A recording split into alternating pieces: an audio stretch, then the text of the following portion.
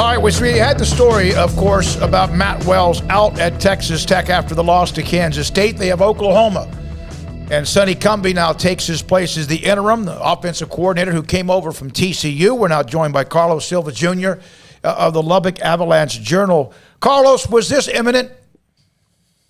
I think it was, fellas. And I think the first game that really kind of started to turn the door was probably that home loss at TCU, where it just looked like everything was going well for Texas Tech from the standpoint of it was a night game, it was a throwback game, and then all of a sudden you just have this team that just came out flat, unfortunately, and they, whereas everyone kind of saw, weren't able to stop Zach Evans at TCU, and then, of course, as you just alluded to, had a 14-0, and then at halftime 24-10 lead, if I'm not mistaken, essentially a two-score lead, and they lost that game by 1 point.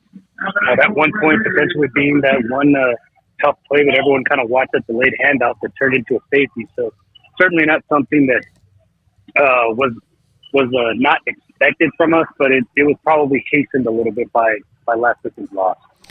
Carlos, why can't Texas Tech in the post-Mike Leach era find someone who fits there? Is there a common denominator between Tommy Tuberville and Cliff Kingsbury and now Matt Wells?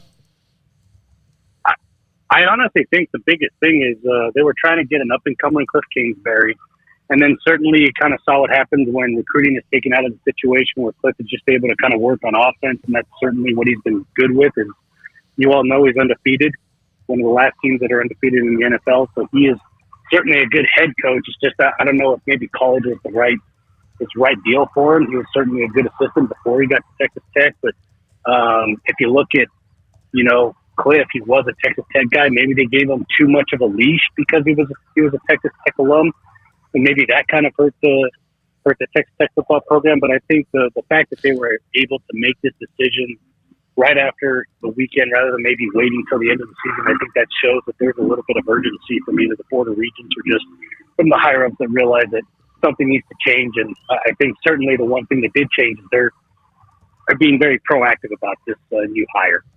Carlos, any idea of how, I know it's somewhat fresh, but how Wells or the team has reacted to the news? I would imagine it was a little bit of a shock to some of the players because, like I said, I mean, he's been a great coach. He's been a good person, done things the right way. I think the players played well for him. They played hard. It's not like they just kind of quit. They just maybe weren't put in the correct situations to be in a good position to make a play at times, especially on the defensive end. As you guys have seen, they've just been inconsistent on offense and inconsistent on defense. When you're shut out by a Kansas State team that came in a little banged up and honestly kind of showed that they weren't that great offensively and essentially were telling you to win this game with all the penalties and all the other things that they were getting called on early in that first half. I think that's the one big thing. But if there's something that can be said for Matt Wells and his coach, that they took away some of the things that really made the Cliff Kingsbury teams kind of hurt themselves with penalties. But certainly, of course, you can kind of look to last week and that big penalty where it was third and forever and you had the hands for the face and all of a sudden you get a first down, and that really kind of hurt Texas Tech there. So, again, back to that question you asked about what's made Texas Tech like this. It's just I don't know, guys. I mean, sometimes you make a great hire and sometimes you don't. I think right now Texas Tech is just in a funk of trying to find guys that can find success after Leach. Yeah, and that was a 3rd and 34, wasn't it?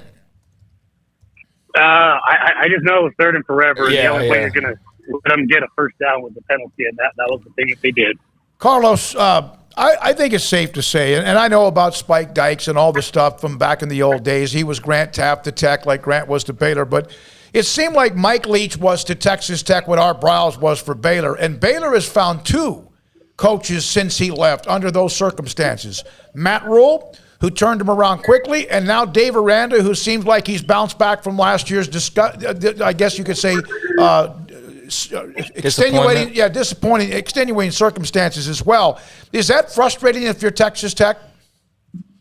I think from a fan perspective and just any of the donors, I think you have to be frustrated when you look at some of these other teams, especially like a Baylor, where you hire a couple of coaches and you're able to get back from, like you said, extenuating circumstances under a previous head coach in Art Briles. I think that's certainly a huge thing. And I think the other thing, too, it probably certainly doesn't help the situation, but it's an in-state school, just like TCU. It's just you're struggling to find success in the one sport that, as everyone always talks about, is the lifeblood of a athletic program. Yeah, men's basketball is good, tech baseball is great, and you have all these other programs that are doing well for you. But if football is not making money, a lot of the other programs are suffering a little bit. And I think that's the one thing that really is kind of eating us across some of these higher ups in the Texas Tech athletic department, is just that they're just not winning. And that's obviously we've gotten that his pink slip, if you will, is just he just could not win. He was a great guy, did things the right way, certainly was trying to build this program, got a lot of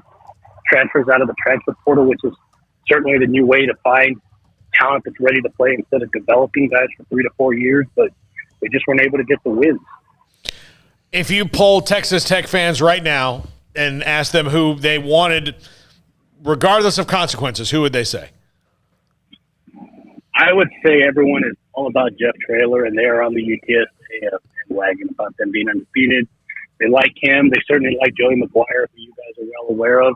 And I think Sonny Dykes, just because of what he's done at SMU and the fact that it would harken back to a time at Texas Tech where they remember some winning and they remember some great times. So I think those would be the top three, at least in the way that you phrase that question, I would answer it. Yeah, Joey McGuire is one. I think there's no question. I'm not so sure hasn't been contact before when Matt Wells was hired. I don't know that for sure, though. And then obviously, do you think, and I'm asking you this because it's a legitimate question, would Texas Tech ever at least talk with Art Briles? His name always gets brought up, fellas, and that's just because sometimes there are donors that want certain things done. But I think as long as the current administration is there, I don't think he's going to even get talked to. And I mean, I know I'm sure that's going to upset a lot of people, but it's just you have to turn the page on certain things. And again, he's not in coaching right now, to my knowledge. But obviously, it does harken back to a good time with Taylor.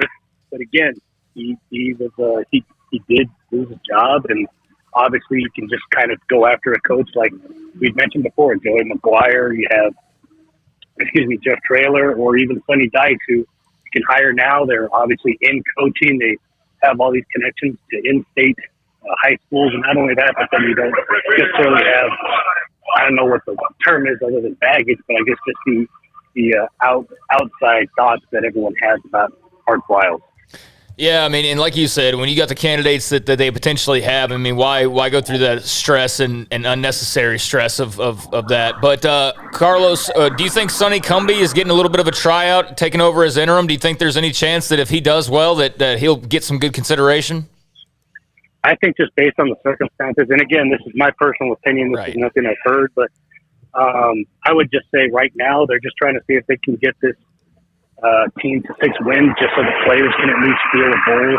And I think this is just more being proactive to try and go after some of these candidates that we just mentioned, or maybe a candidate that we're not even talking about right now, because the best way you can do it is to just let the other candidate know, okay, we don't have a head coach right now, we have an interim, you can still run the program at least close to what you did. You have a Texas Tech alumnus now there, so maybe you get a little bit of a change in the way fans think, because I think that's the biggest thing, and I'm sure you guys kind of already talked about it before or throughout the day about this, but a lot of the fan base wasn't pleased with Matt Wells and once he was hired. And I think a lot of that was due to the fact that everyone thought Dana Holgerson really wanted to be here, and Kirby never spoke to him. That was the story that we wrote in the Avalanche Journal, and I honestly think that kind of put him behind the 8 ball when he first started. And having 2 4-win seasons certainly didn't help either.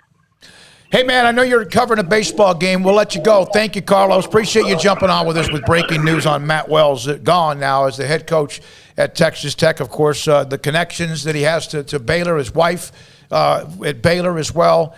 But he's gone, and that is continuing. What is it's the rotation. There'll be 10, 12, 15 others before it's all said and done. We'll hear from someone who covers Illinois here in the next segment. Yeah, I mean, I know what you got to ask about Art, but when you got Jeff Traylor and Sonny Dykes and, Joey McGuire and whoever else, why fool with that? Why go play with fire at this point? I think it would be a waste of time, honestly. And if you're going to go that route, then go talk to Kendall. That's if you really or Levy, yeah, or Levy, yeah. I mean, and you know what? Maybe one of those 2 guys gets into the mix. I mean, but that's the route I would go if you have any desire to play that style of football. But they got good. We just named 5 guys that could go higher right now. That could potentially be an upgrade. Now, it becomes interesting. Like, is Traylor interested? Like, yeah, that's a step up. San Antonio to Lubbock is a step up. Sonny Dykes, I mean, conference-wise, it's a step up, but he's got a pretty good thing going in Dallas, and they might be in the Big 12 in the next few years for all we know. So it's going to be really interesting to see, who is in the mix, who's interested, and who pursues it, and who they pursue. But they got to get this right because it's been mediocre for a while now. I mean, it really has been, and I don't know if it's the Mike Leach curse or what, but Kirby Hokut's really got to nail this one because they're getting lost in the shuffle in the Big 12, and if they're not careful, some new teams will come in and knock them even further down in that shuffle. By the way, one quick stat on Matt Wells, and then we break. This is from Bill Connolly at ESPN. In games that were one-score games, the last 2 years, Texas Tech up until last year was 6-2 in games decided by one score until the game with Kansas State. Overall, though, prior to those, it's 16, 17, 18, and 19. His teams were 2-11.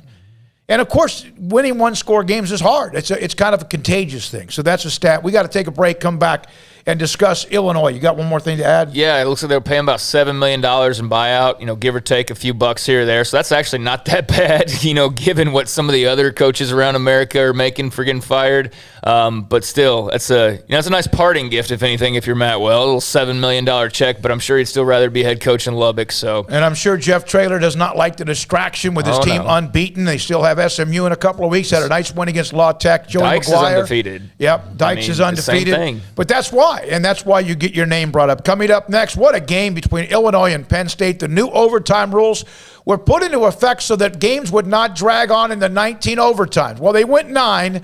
That's next on Sikkim 365 Radio. IdealMRI.com.